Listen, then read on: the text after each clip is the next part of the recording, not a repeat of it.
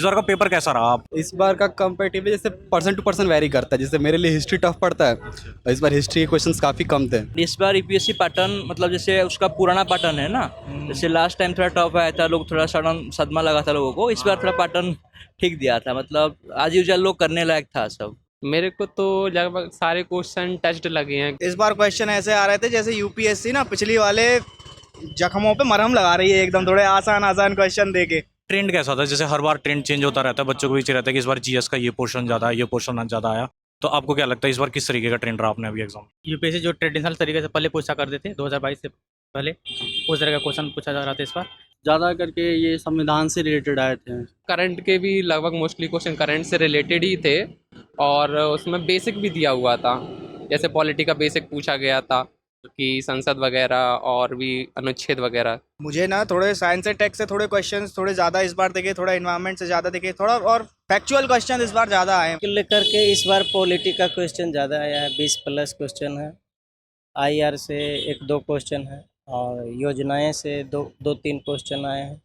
बाकी यही 27-28 क्वेश्चन मानिए करंट अफेयर्स से रिलेट करके जोड़ा गया है और ओवरऑल ज्योग्राफी से 5 या 10 क्वेश्चन। में हालांकि हमें प्रीवियस क्वेश्चन भी देखने को मिले, हालांकि लैंग्वेज चेंज थी, पर जैसे 2014 से या 2017 के आसपास कुछ क्वेश्चन ऐसे जो हमें प्रीवियस क्वेश्चन मिले थे, उनकी लैंग्वेज चेंज थी बस।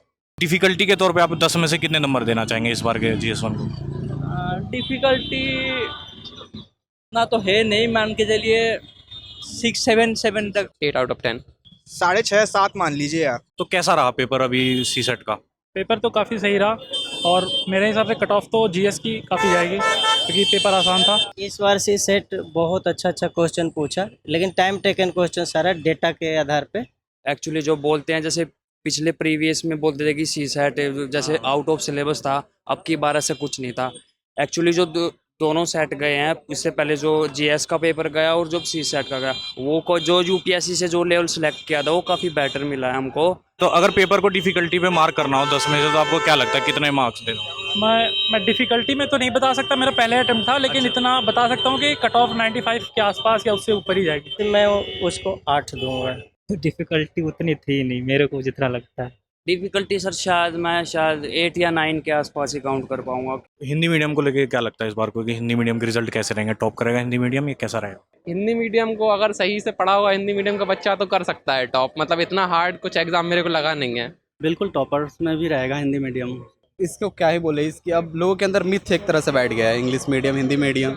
अगर आप में टैलेंट है तो नो मैटर आप किस बैकग्राउंड से आ रहे हो, इंग्लिश मीडियम या हिंदी मीडियम, आप पहुंच जाओगे। आपने जिस तरीके से तैयारी की, तो आपको क्या लगता है कि आपकी जो तैयारी है उसके आसपास कितने % आपको लगता है कि आपकी तैयारी के आसपास आए सवाल? इस बार मतलब 80% क्वेश्चन आसपास था इस बार। मेरा फुल फोकस शुरू से ही रहा करंट अफेयर्स पे, और उसके जो करंट अफेयर्स में जो होते थे नॉर्मल न्यूज़पेपर वगैरह, तो उसके बैकग्राउंड में जाके उसका जो स्टैटिक पोर्शन होता है, जैसे सपोज़ कि आप जैसे यूक्रेन और रशिया वॉर के बारे में पढ़ रहे हो करंट अफेयर्स में, तो उसके स्टैटिक में जाके बैक पोर्शन में कि रशिया कैसे क्या बना ऑल, तो इस हिसाब से मैंने पढ़ाई करा था, तो इस हिसाब से बेहतर था मेरा। लगभग ऑलमोस्ट सारा टच था, लगभग 80% मेरा टच था और उसके बाद 20% जो करंट का था थोड़ा वो अनटच रह गया।